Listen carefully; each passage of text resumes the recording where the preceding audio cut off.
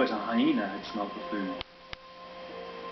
Pufftail moved in, ready to snatch the kill to safety. The cub held her ground. The hyena moved closer, but the cub seemed more concerned with keeping her mother at bay.